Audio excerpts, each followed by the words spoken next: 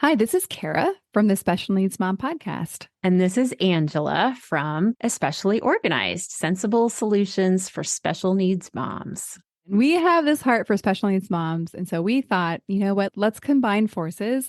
And we have come up with what we're calling the Purge Party. And you can pretty much guess what it is. It's a party where we're going to come together and we're going to purge, or in general, accomplish a goal, a small goal together. So we have set this for January 27th, starting at 8 o'clock for my Pacific Coast people, which means 11 o'clock for all of you on the East Coast. So this is an opportunity. If you have something on your to-do list that has just been stuck there and you are wanting to move it up on the list, you're wanting to tackle, maybe it's a space or an area of your home or a category in your home that has just needed a little time and attention. This is your opportunity for you to be online with us while you work and have access for us to help you answer your questions, help guide you, and just serve you for those 2 hours. Yeah, exactly. And I think you can tell like what we've designed is just this very high level of support for that project that you just haven't been able to tackle on your own. The thing that we are envisioning is that you get to leave this purge party feeling so accomplished because you did the thing. You started the year off getting that thing done that you were stuck on last year. And so it's a momentum builder, if you will. You can go ahead and sign up. We have a link ready for you. And we are offering this for $40 for the whole experience. Absolutely. And we hope you'll join us. I think it's going to be really fun. It's going to be a great group of moms of special needs kids. So we all get each other. We all have an understanding of what it's like to have something on our to-do list, but just we haven't been able to tackle it yet. So I hope that you will join us. We're super excited to bring this to you, and we are thrilled to work with you. All right. We'll see you all there.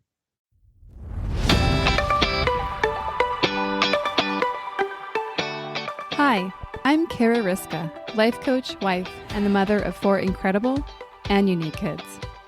It wasn't all that long ago that my son received a diagnosis that had my world come crashing down. I completely lacked the ability to see past the circumstances, which felt impossible, and the dreams I once had for my life and family felt destroyed. Fast forward past many years of surviving and not at all thriving, and you'll see a mom who trusts that she can handle anything that comes her way and has access to the power and grace that once felt so completely lacking. I started the Special Needs Mom podcast to create connection and community with moms who find themselves up against what feels impossible. My intention is to spark the flare of possibility in your own life and rekindle the dreams that you hold impossible now. This isn't a podcast about your special needs child. This is a podcast about you. If you're a mom who feels anxious, alone, or stuck, then you are in the right place. Welcome. Well, hello there, and welcome back to the Special Needs Mom podcast. I'm so glad you're here. Today, we're going to be talking about pain and struggle comparison. And if you had a chance to listen to last week's episode, we talked just really briefly about this. It had come up naturally, and it was kind of fun that I had already planned this episode to talk specifically about this. And here's a little example of what I mean. So the basic premise of this conversation is that there's no competition for who has it worse. However, we often operate like there is. It's often when I share our story, which is that my son was diagnosed 9 years ago when he was 2 with a brain tumor, that people will compare their experience, which in many cases, certainly not all, will not, in their opinion, be as bad as a brain tumor diagnosis.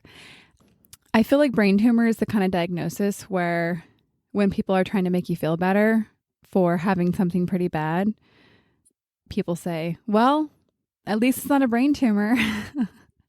And I'm laughing, but it's really not that funny. When I'm talking to friends, sometimes they'll say stuff like, well, I mean, it's nothing in comparison to what you have going on, but, and then they'll share their experience. Or they'll put some caveat that because in their narrative, their diagnosis or situation isn't as bad as something else, that they should or shouldn't feel a certain way.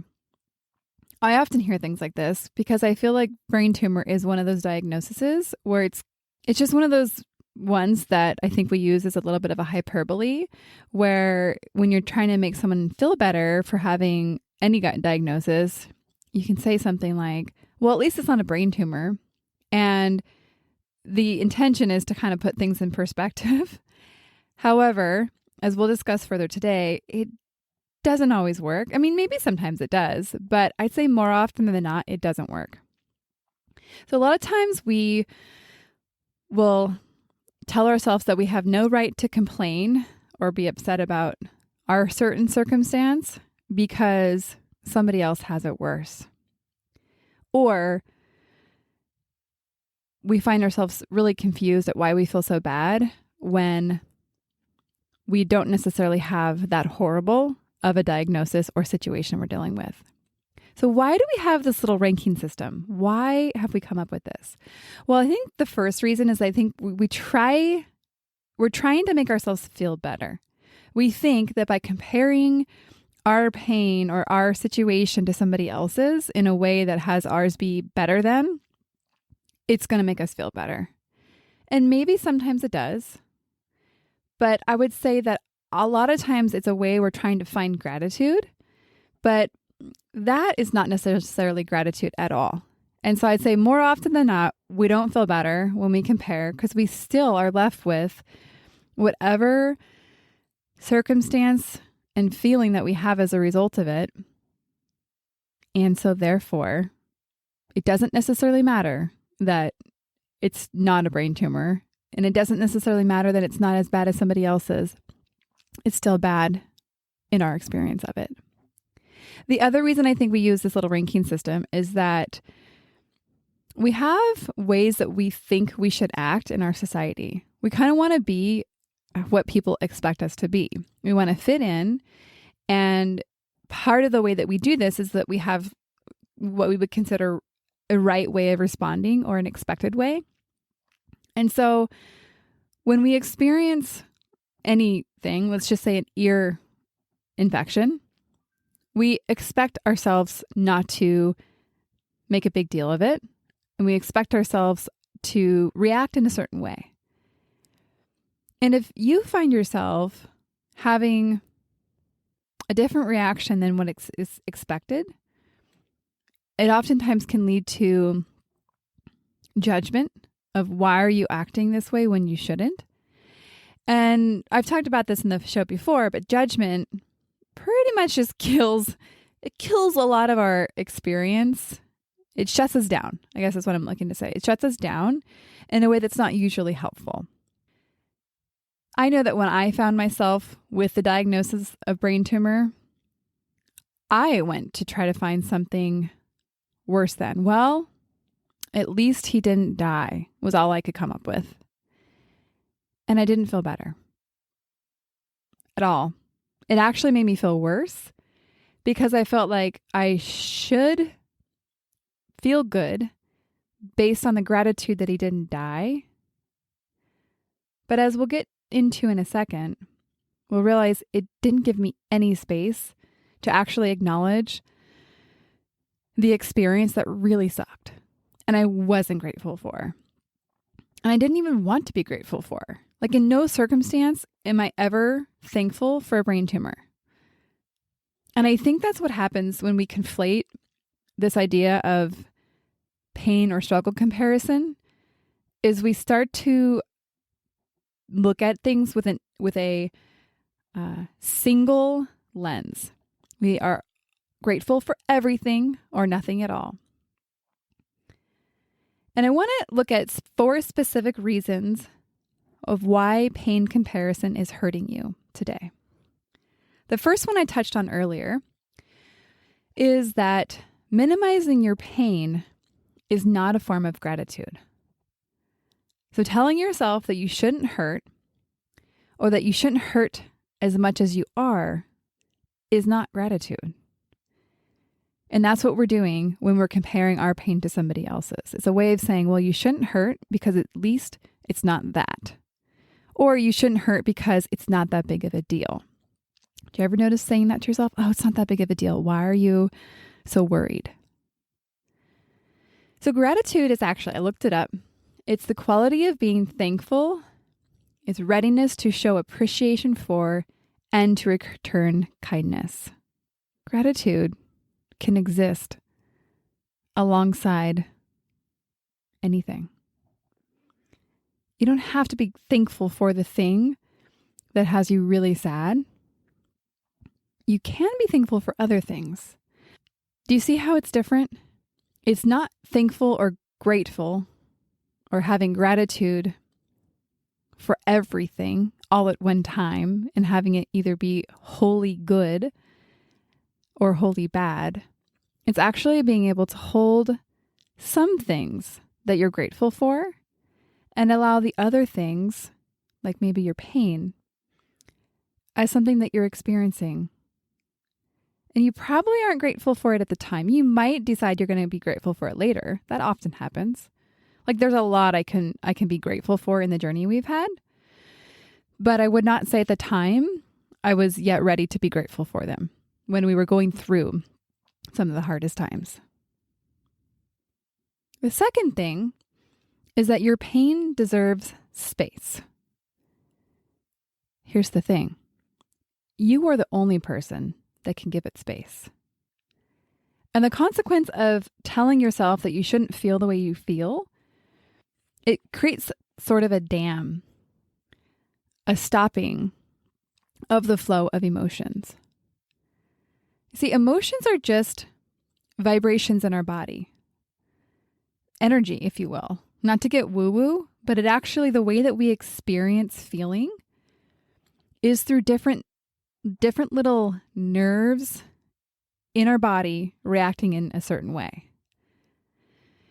And our body has all sorts of pre-programmed reactions to things. Like for me, a good example is, when you come into a close call in a car, I know for me that quick jolt of adrenaline results in like the top of my legs feeling really prickly. And of course that heartbeat fluttering really fast. That's the feeling for me of fear.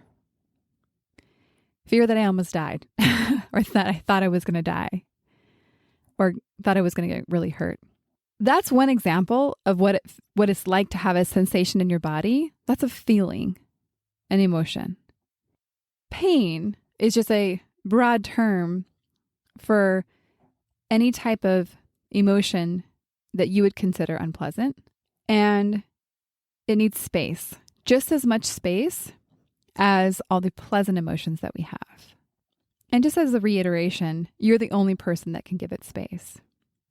And when you compare your struggle or pain, that is a way of not giving it space. It's actually a way of trying to step over and to tell yourself that you don't deserve the space because it's not that big a deal. Or at least it's not this. The third reason why the pain comparison is hurting you is that there's enough to go around.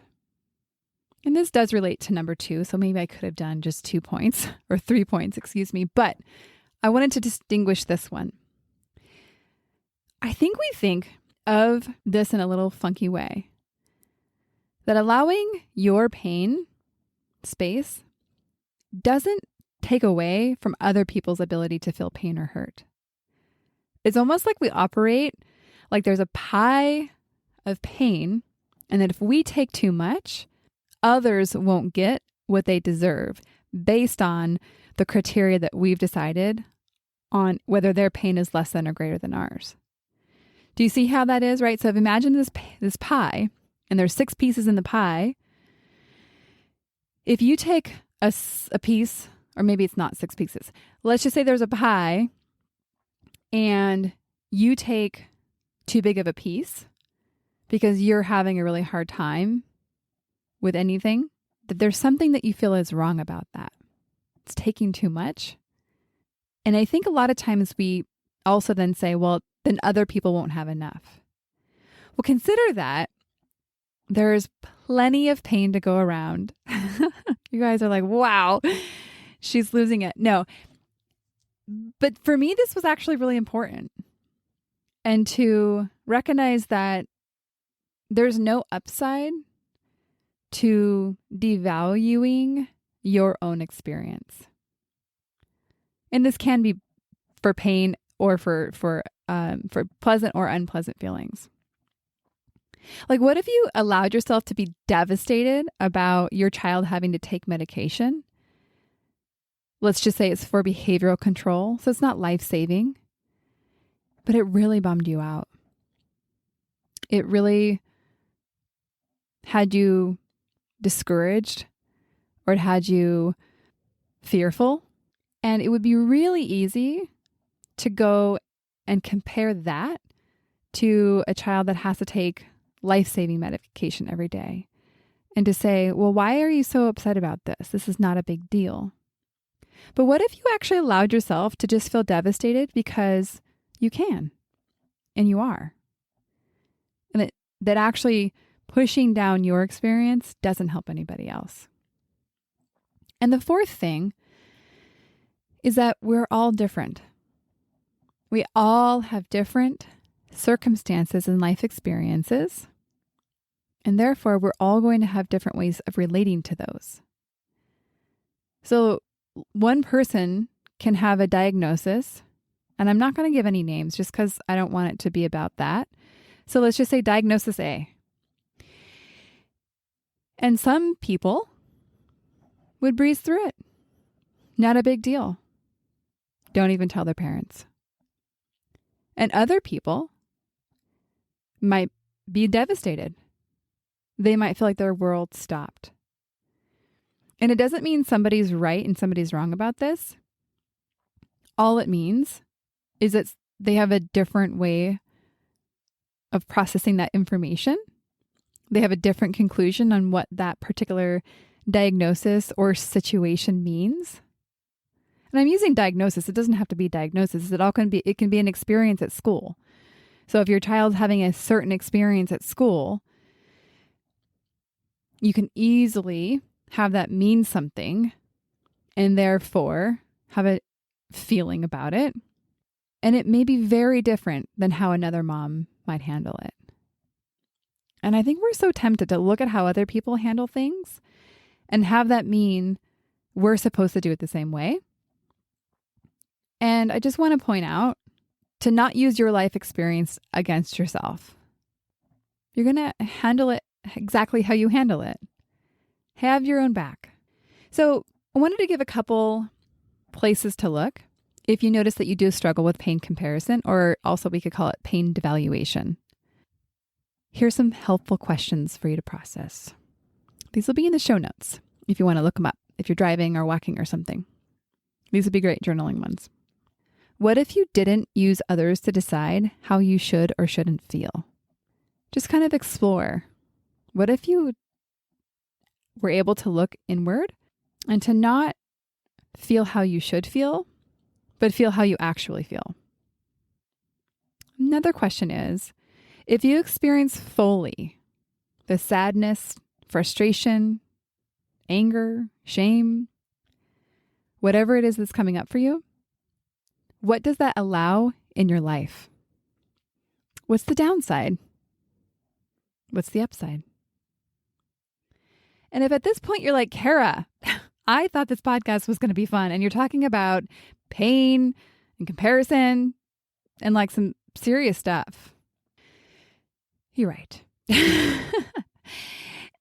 The reason I want to talk about this is because if you are like a lot of people that I come across and are having a really hard time feeling the positive feelings in your life, it's very likely that at some point, whether it has to do with pain comparison or something else, it might be an indication that you've stopped this river of feeling in your body, that you're actually actively trying to either avoid or resist or in some cases, react to the feelings instead of feeling them. It's super common, especially when it comes to these unpleasant feelings. And avoiding things can look like going to your phone instead of being present in the moment. It can look like that big overreaction when you yell at your kids, almost like you're demon possessed and like there's something else inside of you that's coming out. Not that I've ever done that. Just kidding. I have. Okay. So anyhow, a lot of us moms have, and it's not my proudest moment, but I fully recognize that it's from unprocessed emotion that I was literally resisting and avoiding and trying to keep stuff down in there. It was maybe at times I didn't know how to process it. And so it finds a way to come out, and we see this reaction. We see this inability to actually stuff it down any longer, and it comes exploding out. So I have a little activity for you. I want you to think of the littlest thing that you noticed or you learned recently about your child. Get it in your head. Do you have it? For me, something over this last week was that his skin on his face had several different odd things going on. Like he kept getting these zit-like things. He's not yet in puberty. So it didn't really make sense. And they kind of kept popping up and going away. And for me, it brought up thought of maybe I'm missing something. Or maybe there's something under the surface that's about to erupt. And maybe this is a sign that he has some virus festering and something bad's going to happen. And of course, in our case, I have all sorts of like history to go off of how things can go bad real fast. So I ended up feeling really anxious. And so for me, the first step in that was actually just to stop and acknowledge why I was feeling so anxious. I was feeling anxious because I saw these things on my son's head, and they made me think that something could happen to him again. And for me just to allow that anxiety to be there was the most loving thing I could do for myself at that point. So I want you to go back to the thing that you thought of. What's the littlest thing that you noticed or learned recently about your child? So I want you to see, what does it bring up for you? Does it make you think that you're not doing enough? Does it make you worry about your child's future? Does it make you wonder what other people are thinking or get you upset about what you think they're thinking? It could be a lot of different things. And I want you just to notice and to allow the thing to be as big or as small as you want it to be. To not shut it down because it's not that big of a deal or that it could be worse. Notice if you want to devalue it or shut it down. What if you let it be a big deal for you? So as we wrap up, I know this was not a giggly episode. And here's the reason why. Because this is the pathway to what we want more of in our life. And if it doesn't make sense to you, if you're still kind of shaking your head or like scratching your head, I guess would be, reach out. Let me know if you have any questions. I would be so honored to support you as you continue to process this episode, as you process your life, and as you ask yourself for more. As you ask yourself for more of the life that you want to experience, I would be honored to help you. We'll see you on the next episode. Thank you so much. So there you have it. That's the end of our show for today, and I'm so glad you were with us. I have one quick favor to ask you. It is the request to subscribe and to share. And of course, please leave your feedback. I want to hear from you. I want to know more of what you want, more of what helped you, and of course, more of what touched you. See you next time. One more thing before we officially wrap up this show. Sometimes when I'm listening to podcasts, I have the experience of wanting more. I'm listening at the very end thinking, I sure wish that episode didn't end. I invite you, if you feel in any way the same way, I invite you to the Special Needs Mom podcast Community, which is a free group that I host on Facebook, where we as a community of fellow moms who listen to this podcast and are experiencing life in similar shoes get to talk to one another, get to share stories, get to actually interact. I hope you'll consider joining. See you over there.